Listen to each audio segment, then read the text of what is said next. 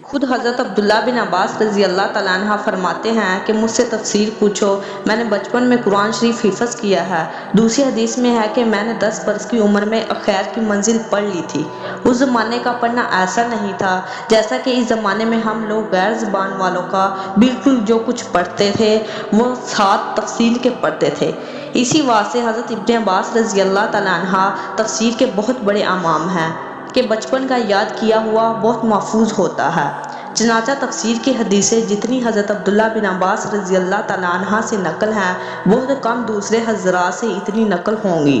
عبداللہ بن مسعود رضی اللہ تعالیٰ عنہ کہتے ہیں کہ قرآن کے بہترین مفسر ابن عباس ہیں۔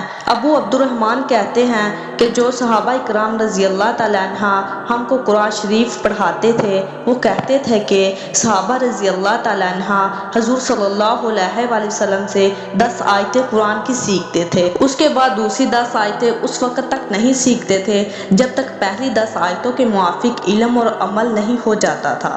13 سال کی عمر تھی جس وقت کے حضور اقدس صلی اللہ علیہ وآلہ وسلم کا وصال ہوا۔ اس عمر میں جو درجہ تفصیل و حدیث میں حاصل کیا وہ کھلی کرامت اور قابل رشک ہے کہ امام تفسیر ہیں اور بڑے بڑے صحابہ رضی اللہ تعالیٰ عنہ تفسیر ان سے دریافت کرتے ہیں، اگرچہ یہ حضور صلی اللہ علیہ وآلہ وسلم ہی کی دعا کا ثمرہ تھا کہ ایک مرتبہ حضور اقدس صلی اللہ علیہ وآلہ وسلم استنجا تشریف لے گئے۔ باہر تشریف لائے تو لوٹا بھرا ہوا رکھا تھا۔ آپ صلی اللہ علیہ وآلہ وسلم نے دریافت فرمایا یہ کس نے رکھا ہے؟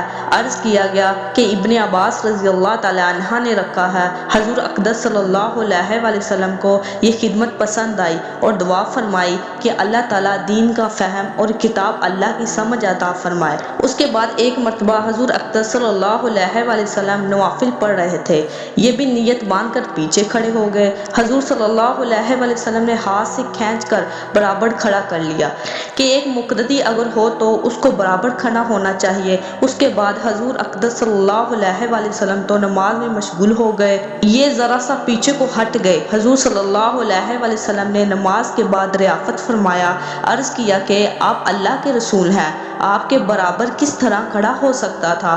حضور صلی اللہ علیہ وآلہ وسلم نے علم و فہم کے زیادہ ہونے کی دعا دی۔